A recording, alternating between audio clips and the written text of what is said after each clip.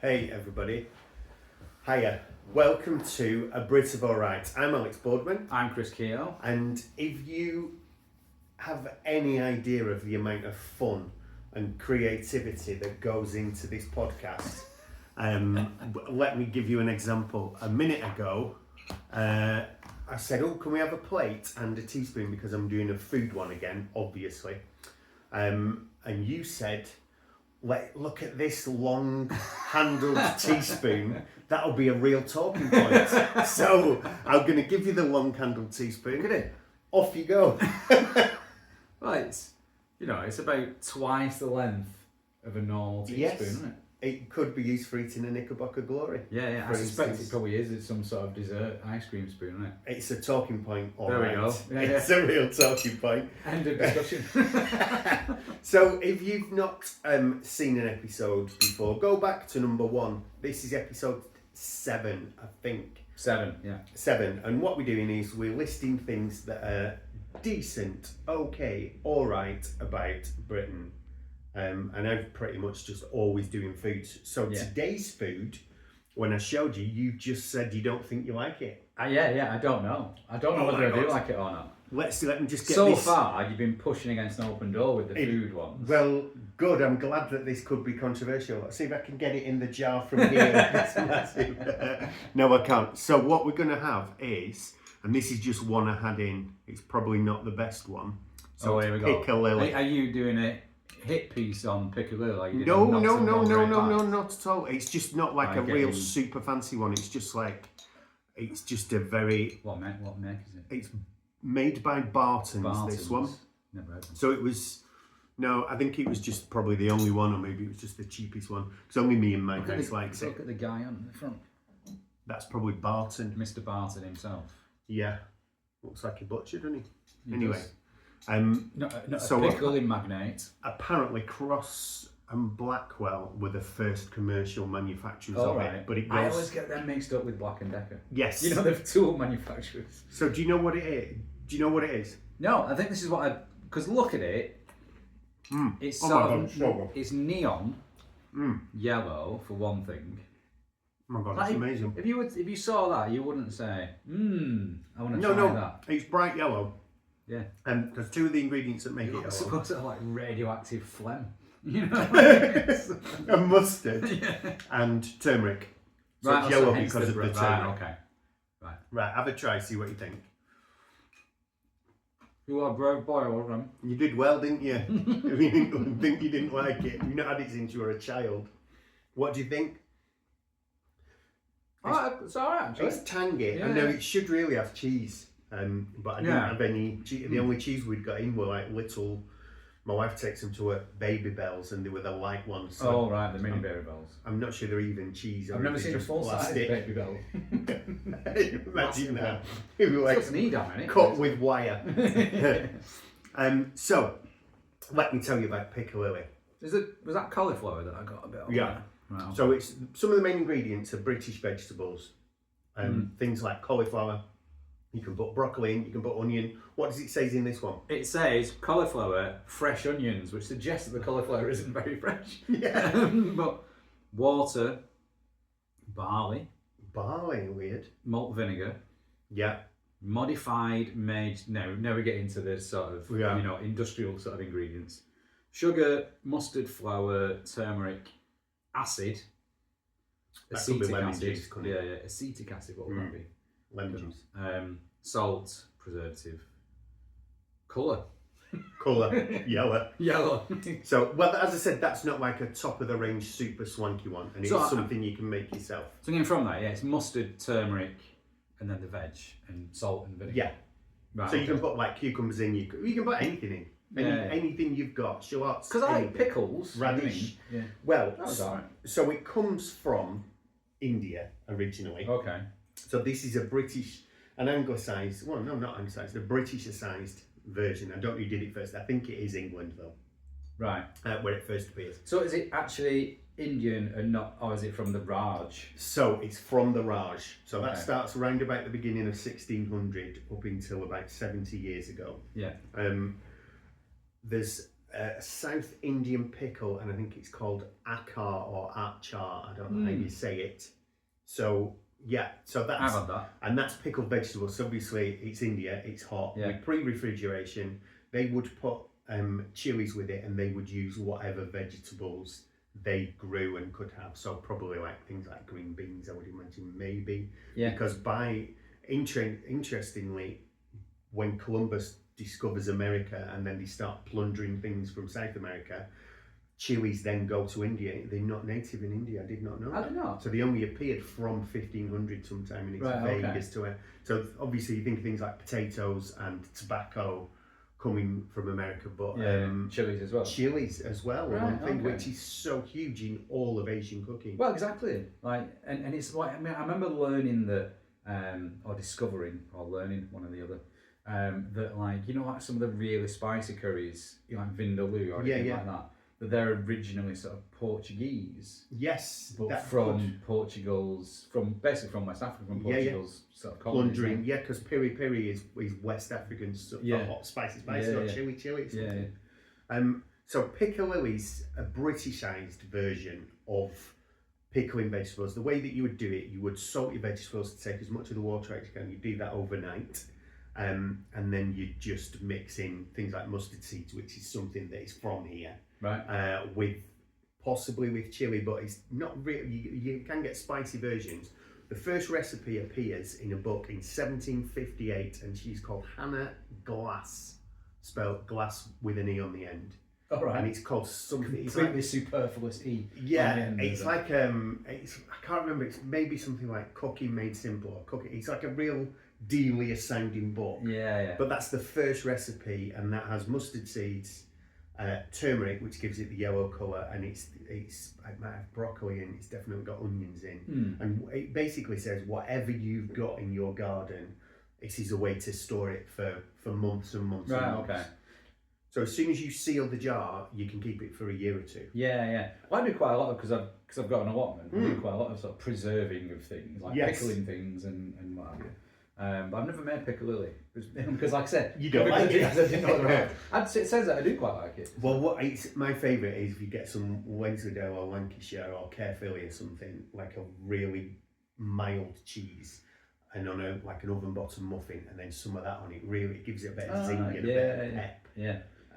But it's Cross and Blackwell, as I mentioned, were the first sort of big manufacturer. Right. Okay. But this is what's really, really weird. When I started trying to research into it now, this was around when I was a kid, and I think it feels like it's a big thing in Lancashire. I don't know if it's big everywhere else. It feels like it's massive because obviously we had lots of immigration from, during the Industrial Revolution. Yeah. But from sort of the Indian subcontinent. Yeah. And nobody knows where the pickled vegetables first appear from in India. Some say Sri Lanka, some say Pakistan, which would have been Kashmir or something at the time, maybe. Some say South India. Is it not the same? Staggering blindly into sort of geopolitics, Kashmir or... I don't remember what it was called. I don't, because, well, let's not get into the East India Company, the tea company that just decided the fate of a nation. Yeah. But, so it's kind of, it appears from India, and we don't know exactly where. And then it's just kind of big because British people, let's face it, we really like a Plyman's style cheese, pies, and it's a condiment to go with that. It does work, doesn't it? That sort of sharpness with cheese and other accompaniments. I brought out cracker tin. Chutney, right. Yeah. I've got some chutney in there. I made a lot of chutney last year. I was saying, like, from the allotment. That should so go in. Because we chutney. had... We should do an episode on chutney. Well, you can. I've got a jar of my own homemade chutney in there, and we could try it. Can't remember what's in it now. Just loads of stuff. Just stuff. I've cooked down in vinegar and spices, and it's really nice. It's just the same. It's the same principle, isn't it? So when I started looking at it, and this is a very modern thing, and I'd been eating this all my life because my grandma used to love it, and my mum loves it, and I love it. I love beetroot as well. Loads of the searches came about. It's like it's a superfood. It's gut friendly. I was going to say probiotic. All of those ingredients now are the things that are in superfoods, like turmeric. People drinking like turmeric shots and all that. It's supposed to be super good for you, and it got me thinking, like, if you see, like I look at recipes all the time on something like TikTok, and younger people, and it's now grown to people my age as well, older people, they don't say meat anymore, or they don't say potatoes. They call it your carbohydrate. So if your carbohydrate, if you're having your rice, which is think about it in terms of almost like the scientific balance. And they talk about meat as protein. So for the protein, we're going to put lamb in. For the protein, we're going to put chicken in. And you're like, when did this start? And it feels like it's maybe a diet. This is fun. Angry man I'm very angry.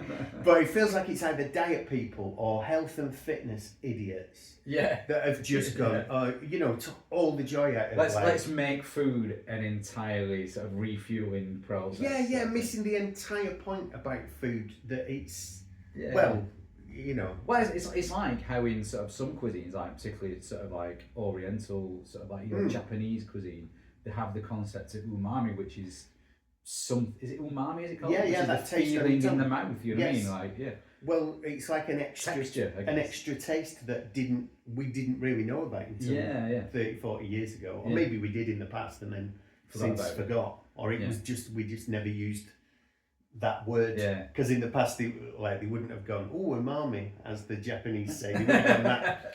That funny, that savoury taste. Well, it's like people talk about beer, like, and they sort of say it's a bit thin. I was like, well, it's a liquid, but I also know what they mean, though. I do. You know what I mean? Well, listen to this. I had some beer the other day, and on the back of the can, it was from a snazzy brewery, and on the back of the can it said, "This is a very approachable lager." It's the other lagers you have to sort of sneak up on it, just get slowly closer, like just speak to it in trying to stroke a cat. Just using subtext whenever you're talking to it. You can't be too direct with this. I'm going to drink you. Well, no, this lager. So that means weak. Is that what that means? It was like a session. Right. So it was 3.8. It was actually quite nice, but approachable. I was like, get in the bag. I'm all for the sort of 3.2 to 3.8 beer strength market nowadays that you can drink all day. Yeah. Another thing that I saw ages ago, and I tried to make into a bit, but I couldn't get it funny enough. I was in a restaurant cafe kind of thing in England somewhere. It was pre-lockdown actually. It's old. And instead of soup of the day, it was called soup of the moment. right. Soup of the moment. So I said to Emma, I sat down and I went, right, what I'm going to do, I'm going to say to the waiter, whoever, what's the soup of the moment? And then when they say, like, I don't know, vegetable, and then I'm going to ask again, what is it now? What's the soup of the moment now? What's it now? Yeah. What's it now? And she was like, if you do that, I'm getting up and leaving. Did you do it? No. I've had so many warnings about my behaviour in public. So Piccalilli would be my suggestion today. Are we going to put it in the Brits of All Right or not? Are we going? Have you chosen Piccalilli expressly because it opens the door for us to try other types of pickles and chutneys and so on moving forward? Possibly, yeah, but I mean going in wouldn't preclude others from going in, or vice versa. The reason I chose that Piccalilli today is when I went to get another item, I forgot to get a second one. I forgot we did 2 a day. Right, okay. So that was in the fridge. So that's the whole reason. Right, okay. We've got that. I was hoping you were going to say it's because you happen to have it in your car or something like that. Right? No, I put it in the car last night. It's my car pickle. It would work as a car pickle. It would. Especially with pickles would work. With the long handle, you could do it feed people in the back. Or you could have it in your cup holder type thing. It would be good. With your long spoon. That would work. Really it would, yeah. And wind the window down and have your spoon out the window like he used to have a cigarette. Oh, there he is with his spoon. Oh, there's someone at the door. Oh, okay. The postman. Well, keep going because you're having a kitchen fitted. Yeah, I tell you what, we can actually. We can edit this, can't we? I'll just won't. Yeah. Let's pause. Right, mate. Yeah, thank you.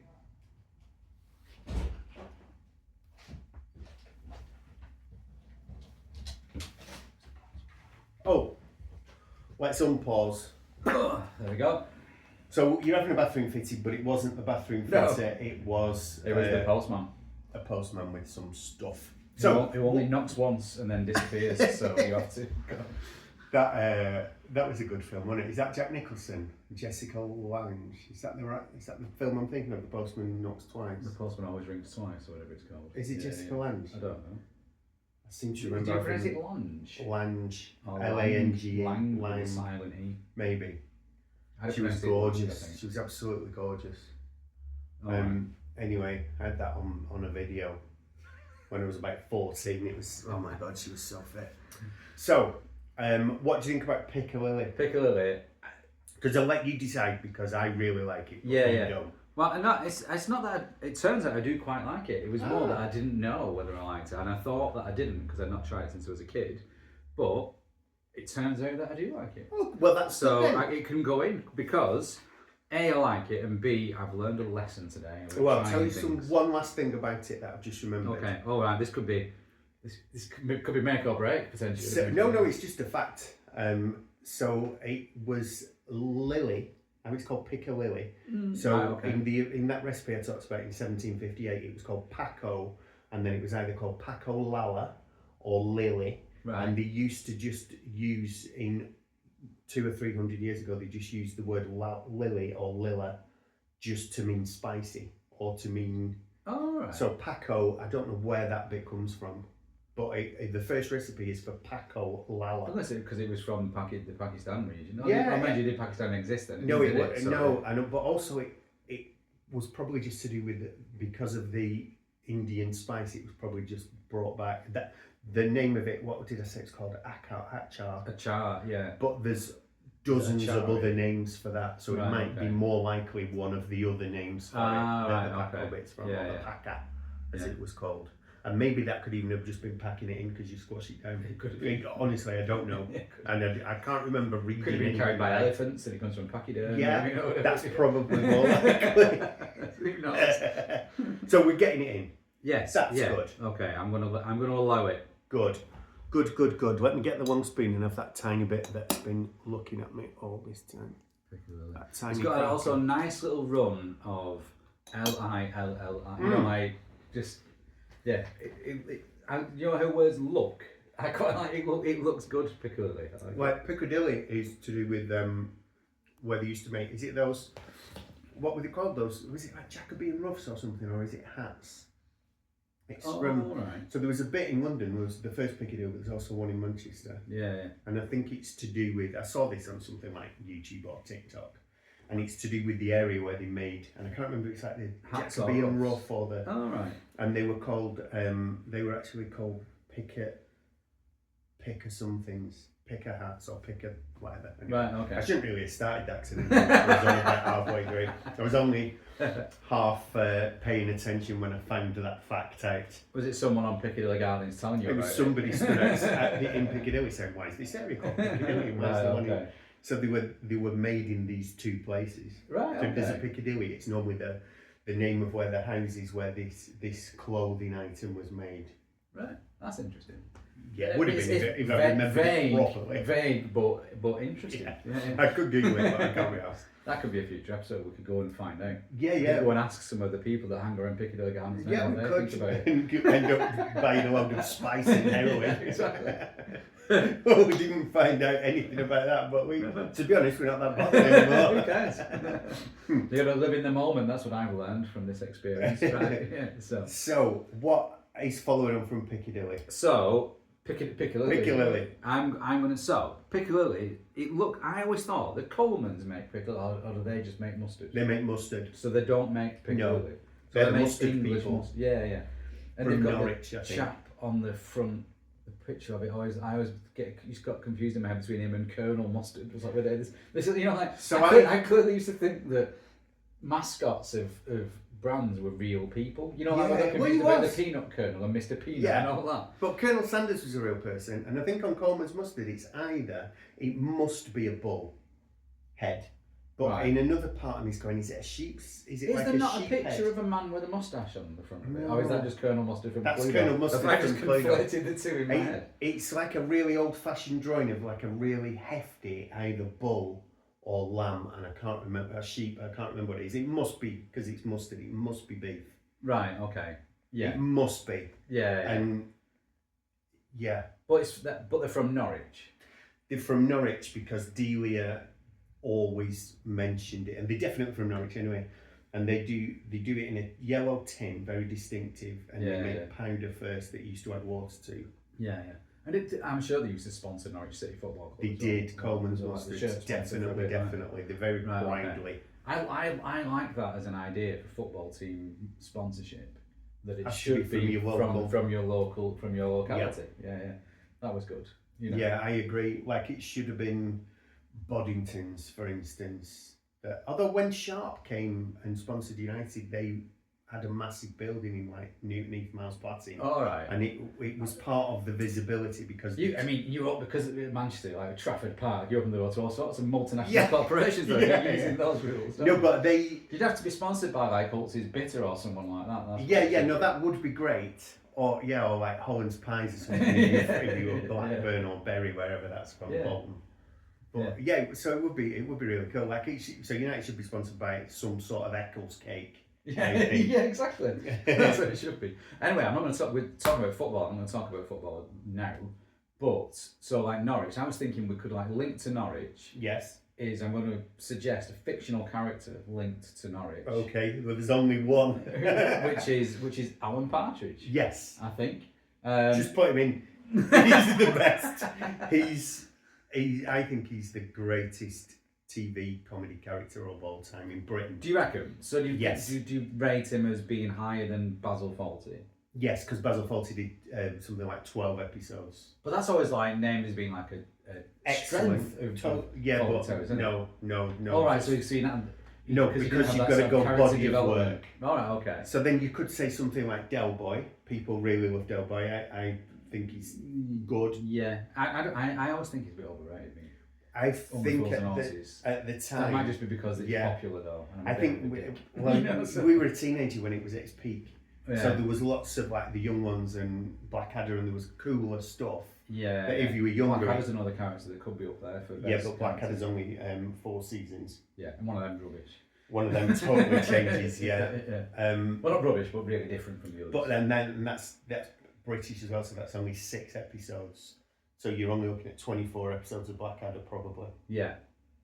Okay. Maybe 8, but I think it was 6. So for body of work, and I suppose character development as well with Alan. Yeah. This is what I like about Alan Partridge, is that he sort of escaped into the real world. If that makes sense, you know, the way it's been done recently. So it started off, didn't it? It started off as, because obviously Steve Coogan, who's the creator. Yeah, he's from Middleton. Is he from Middleton? I knew he was from Manchester. I didn't he's know from Middleton. He lived on, I think, Manchester Road, which is Rochdale Road, actually, sorry. And I lived on Middleton Road.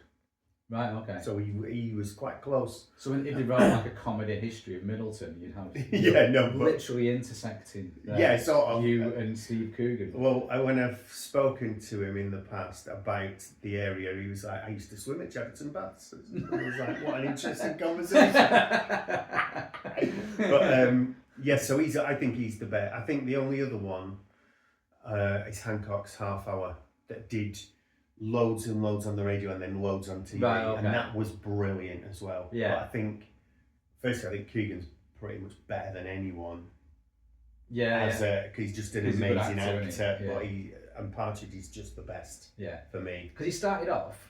I first became aware of him on the Day Today, but I was talking to you before. So that was on the radio, called On the Hour. Right, okay. And then he was on telly as the Day Today. And then he was on telly as the sports reporter, wasn't he? Yeah. He didn't really know anything about sport. Which is just genius. And because Steve Coogan had a couple of other roles on the Day Today as well. Like he was part of the ensemble cast. Yeah, they all did loads of other stuff. He did one where he was like an IRA sort of guy, you know, like with Jerry Evans, and he had to inhale helium, to disguise his voice. To discredit him is what it was. Which doesn't make any sense now, but what they used to do when they were on the news, so when they talked to, like, say, Jerry Adams from Sinn Féin, and they would blank out his voice, and they'd have him, just a shadow of him in the studio, and because his voice was so inflammatory. And it might be the same with Paisley as well. Yeah, and they'd have an actor reading over the voice. I think they let Paisley just talk. Did they let Paisley do it? So, they probably did, didn't they? They probably did. But so he was on that, and then he had the radio show Knowing Me, Knowing You, which is like the chat show. Yeah. And then Carolina Hearn had Mrs. Marple, Mrs. Merton Solving murders. on the TV, sort of after the radio Partridge, and that was about the same time as Partridge went on telly with No Right, Knowing You. okay. So it was all roughly like this 90s, so the very start of the 90s into like sort of the mid 90s. Right. That this spoof chat show host thing appeared. Right. And then, so then you did that, and then they had the thing where you then you start to sort of see the sort of background. So there was the I'm Alan Partridge where he's living in the which was in the hilarious. tavern. It was so funny. And then he said he wasn't going to do it again for a bit because he was doing films and probably making tons more cash. And then he came back, I think, after 2 series of I'm Alan Partridge with Mid Morning Matters, which was what was so good about that. It was the new technology and people starting to watch YouTube. Yeah. And I think it was sponsored initially by, I can't remember by who, but they're only 6 or 8 minute bits. And it was him in the radio studio, but they were designed for the online viewers. Right, okay. And then they didn't go on telly at first, so you could only get them like on YouTube or by signing up to the special that's website. what I mean. It sort of escaped from sort of TV and then it started dripping into the real world as that Alan Partridge is a real person and this is what a real person would be doing. So in I'm Alan Partridge, you see him sort of have these different sort of personal crises and falls from grace. He puts a lot of weight on and he drives to Aberdeen in his Dundee, I think, in his slippers. And you see all that, and then he's like now doing things that are just on YouTube, and then he'll have another TV show where he's referencing the stuff all that he did on YouTube things. As though that was real. You know what I mean? I think it's really... It's so brilliant. Really and then there's podcasts. There's 3 or 4 from the Host House podcasts. And then there's books that if you get the audiobook version, which you can often find in charity shops for like £1, if you've still got a CD player in your car. And it's him reading his own... Right, okay. Like, so one's called Nomad, I can't remember what the others are, but they're all, with each version as well, I think, it just gets better and better and richer. So I think the best Partridge of all is the podcasts and the audiobook. I did a film, of course, Alpha Papa. I was going to say, he did a film. That's hilarious as well. The film's good. And they never go well, because Steptoe did a film and like... It just never quite... But the Alpha Papa's just wonderful. But I think it's because Alan Partridge, like you said, is the character, hasn't just been a TV show and then they're doing a film version of the TV series. He's been all these different things. Yeah. So it's quite a flexible sort of character. Yeah. It's also interesting, Alan Partridge, in that he's... Like, I was finding loads of like British sitcoms, and maybe I'm going to give examples now that will disprove this theory that I've got. But it's like the situation that's funny as opposed to the person. Yes. You know what I mean? And you know, like they're not often, the person's not deliberately funny. They're like, almost unaware of... Because it's like you're flying the wall watching things just unravel around them, and that's what's funny. Fletch from Porridge is different than that, because he's actually genuinely an amusing person. Yes. And they've all got the moments. And Del Boy's funny as well. And he gets stuff wrong, but I think he does jokes, doesn't he? Yeah. But Alan Partridge is meant to be like this cringe-worthy character that just makes you feel uneasy. But he's also genuinely witty and funny at times. Yes, and really cutting. he You know is, what I mean? yeah. Like, and I like that because, of course, someone's and not that's all... only a new development. That's only a relatively new development. He also is... He's actually likeable now. And he was always hilarious. But they've really added a layer of... He's not always the failure. Now, in the very first... When he did Knowing Me, Knowing You, he always sort of won in the end. After the car crash interview. Always a car crash interview where he's made to look like an idiot. Yeah. And then on the radio one especially, he'd have the last laugh. With like the final thing that he said would be like a joke. But he was kind of irredeemable. He was always like, he's such a snob, which I love. It's the funniest thing when someone's a real snob. And he's like, he's pretty dim. And he's like, what he starts doing in some of the books, he's like, because of a child called It. And he's like, that genre of literature. So he starts trying to paint himself as like an abused child. Where his mum wouldn't get back from work till 5 p.m. and he'd been in the house for an hour and he had to wait for his tea and all that stuff. I was in W.H. Smith's once and they had an entire section of those Partridge, books. No, not of those. Those Misery Lane. And it was called something like sort of traumatic childhood special interest. You know, it was just something. Oh my god! Like, I was My like, wife. who's that? Well, my People wife drawn loves to it. that. Oh, yeah. absolutely love it. I think women generally like that kind of. They like crying. They like being sad. I avoid being. Is that just sad. based on just personal experience? Whenever I see them, they're They're crying. always crying. No, but if there was a film and you said, we're getting say very close to the manosphere type chat. say there was a film on and it said, right, what's this film about? And it said, such a body, there's a dog in it. No, don't watch that film. Yeah. It's a cancer. Trust me. No, don't watch. The dog's not going to be having. No, it's not going to end well for the dog. No, don't fall for it. I don't know any men that would ever willingly watch Marley and Me, for instance. No. But although we do watch sort of war films that are inherently tragic as well. Yeah, you know what I mean? But they're heroic. Heroically tragic. Yeah. I mean, Platoon is him kneeling on the front cover. He's like, Yeah, awful. but you know that's going to be good.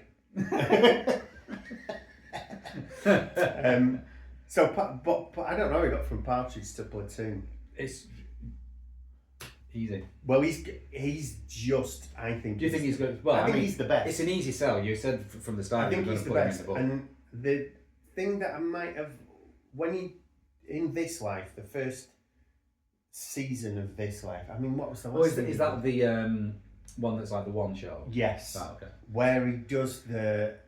He's singing the "When You Were Sweet 16" and it goes. It goes into Come Comedy Out Your Bottom Black Sounds. It's just like, that's the funniest. I can remember watching that just like, this is the funniest thing I've ever seen. And that's everybody's granddad, basically, from if you're our age. That's everybody had that. My granddad. Yeah. Definitely. So, but he just has to go in. He did. I think the latest thing he did was he tried to do a thing about depression. well-being, wasn't it, or something? How are you? But it's just the fact that Partridge. he leaps on every. But like he's so opportunistic. But they all are. That's why it's a good character. It's so yeah. Because within that one, he's sort of doing what. It's all believable. This is what if Alan Partridge was a real person. This is what he would be doing now. I saw an old interview with Coogan in the last week, and he was on Des O'Connor, who used to be a chat show host in the 80s. Oh, yeah. And he talks about. And the butt of loads of jokes, wasn't he? Yes, about him being a terrible singer. From Morecambe and Wise, I think, mainly. And they say. So it's the biggest show on ITV for years. So Coogan goes on it, he's only like. He's just done Partridge, I think, as the TV show. And he's saying, where'd you base the character on? And he goes, it's a bit of Alan Titchmarsh. And then it's a bit more of Richard Madeley that you can really see. Yeah. And then he said, and there's a little bit of Des O'Connor in there too, mixed with David Coleman, the sports presenter, and that's where the voice is from. Yeah. And he said it's just a generic sports commentator voice and then the mannerisms of all those mixed in. Right. Okay. But it's changed now. It's not that anymore. Some of the things he says, I'm sure there must have been sort of memes about this where you have to guess whether this was Alan Partridge or Richard. Yeah. And it's indistinguishable. Yeah, it is, totally. You know? It's so, and he started doing this as well when he gets excited because he can't get a word out. Yeah. But it's just the funniest, best done thing in British comedy, I think. I don't think there's any. He's so funny. You know when they always used to say like Billy Connolly's so funny, he can read out a shopping list and you'd laugh. Yeah. You could watch Partridge just read out a shopping list and with one raised eyebrow, you'd go, I know exactly what he's thinking and it's hilarious. So he's the best. For me, he's the best. So Partridge goes in. Sold. 100% sold. Okay. So both successful this week then. Yeah, Piccalilli I feel like I was lucky to get Piccalilli in, but I'm happy.